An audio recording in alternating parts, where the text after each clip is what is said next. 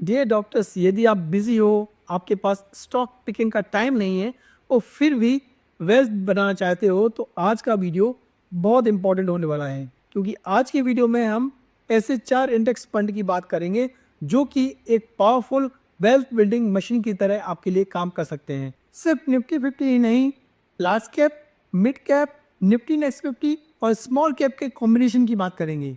ये strategy simple भी है, एविडेंस बेस्ड भी है और डॉक्टर्स के लिए ऑटो पायलट इन्वेस्टिंग मॉडल की तरह काम करती है। वीडियो के एंड में आप समझ पाएंगे एग्जैक्टली कौन से 4 इंडेक्स फंड आपको कंसीडर करना चाहिए और उनमें अपना फंड कैसे अलोकेट करना चाहिए। Doctors need simplicity, low cost, low maintenance, diversification and long term wealth building. Basically index fund पूरे मार्केट को बाय करने जैसा होता है। आप यहाँ पर विनर चूज नहीं करते हैं, आप पूरी इकोनॉमी को ही बाय कर लेते हैं। In short, stock picking can make you rich but index investing can make you wealthy. और एक्टिव फंड्स के साथ प्रॉब्लम ये है कि इसमें सबसे पहले तो एक्सपेंस रेशो होता है, दूसरा यहाँ पर फंड मैनेजर रिस्क होती है, तीसरा कांस्टेंट आउट परफॉर्मेंस बहुत डिफिकल्ट होता है और चौथा लॉन्ग टर्म में काफ़ी सारे फंड्स बेंचमार्क को भी बीट नहीं कर पाते हैं।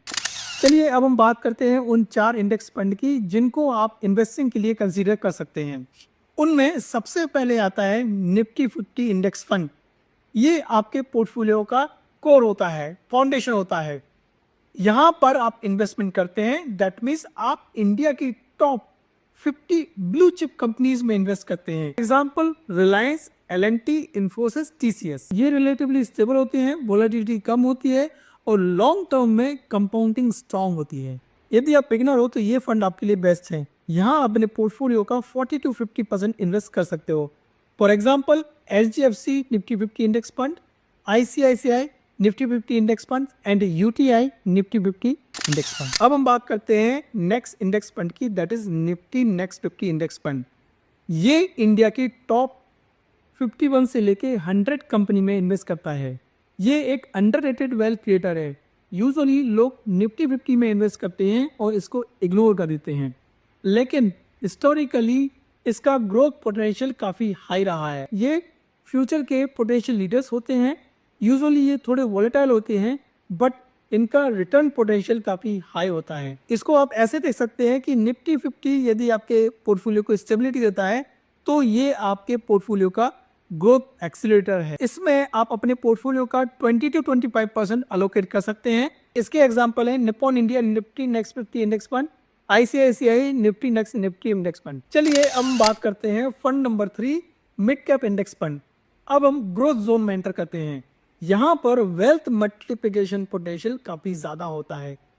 इनमें ग्रोथ बहुत ज़्यादा देखने को मिलती है, लेकिन इनमें वॉलेटिलिटी भी ज़्यादा होती है, रिस्क भी ज़्यादा होती है।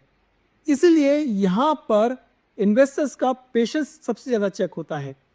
यहाँ पर हम time horizon usually 10 to 15 years का देते हैं और इसमें अपने पोर्टफोलियो का 15 to 20% अलोकेट कर सकते हैं। और इनमें जो बिजनेसेस होते हैं वो फ्यूचर लीडर्स की तरह इमर्ज होते हैं। इसमें आप कंसीडर कर सकते हैं Nifty mid cap 150 index fund, Motilal Oswal mid cap index fund या फिर एडलबेस मिड कैप इंडेक्स फंड। अब हम बात करते हैं 4th इंडेक्स फंड की, that is small cap index fund. ये आपके पोर्टफोलियो में स्पाइस की तरह होना चाहिए, क्योंकि इनका ग्रोथ पोटेंशियल तो ज़्यादा होता है लेकिन इनमें वॉलेटिलिटी भी सबसे ज़्यादा होती है। जब मार्केट गिरता है तो ये फंड सबसे पहले गिरते हैं, लेकिन लॉन्ग टर्म में यही सबसे ज़्यादा वेल्थ बना के देते हैं। इसका एग्जांपल है Nifty small cap 250 index fund. एक बात हमेशा याद रखिए, स्मॉल कैप फंड्स में कभी भी ओवर अलोकेशन मत करिए। ये एक डेजर्ट की तरह है, मेन कोर्स की तरह नहीं।